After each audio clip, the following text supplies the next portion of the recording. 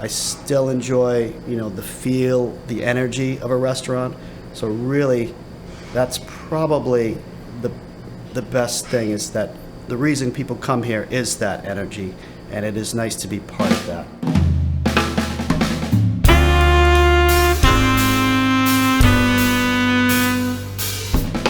My wife and I were in Columbus before we opened a restaurant, and that's where we met. Columbus is a nice place to live, but I wouldn't have wanted to have a family there. So we had been looking in the whole area for something to go out on our own. We ended up in Loudonville in March, had our first baby in May, and opened in July. So it's been kind of a whirlwind ever since.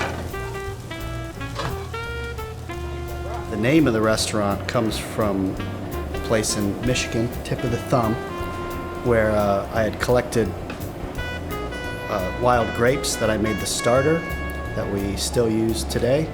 The staff that we worked with in Columbus all came to the wedding. After that, they started referring to the bread that I would make for the restaurant down there as Broken Rocks bread. And so when we went out on our own, it just seemed a natural name to call it Broken Rocks Café.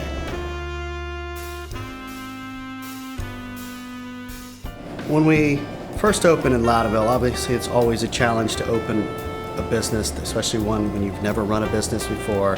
There's not a real good manual out there for all of the things that can go wrong. But we always had a good plan on how to build up business. And at one point we were doing 5 farmers markets a week. Loudonville is a very small place. You can never make it there on the limited amount of population that you have there. So by 2007, when we opened up here, we had a thriving business down there. Worcester was already 20% of our sales in Loudonville, so it was kind of an obvious direction to go in. And Worcester has a very organized community they actually sought me out. Being in a slightly more rural community, especially when we first started out, there just weren't good options for some of these things, and we cook what we like to eat. If you can't get a decent pad thai for 50, 60 miles, well, let's make it, and then we try it on the menu. When we first opened up in this area, one of the reasons was not just to get into a rural area, that's where the food comes from.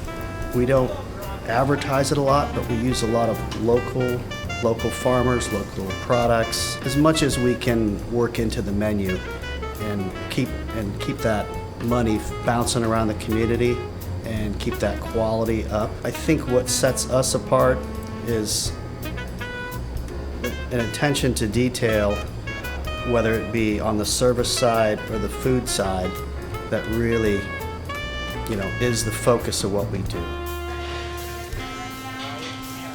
Receiving this is an honor.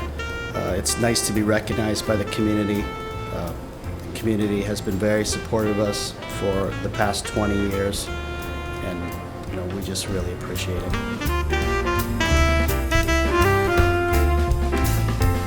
Congratulations, Broken Rocks Café.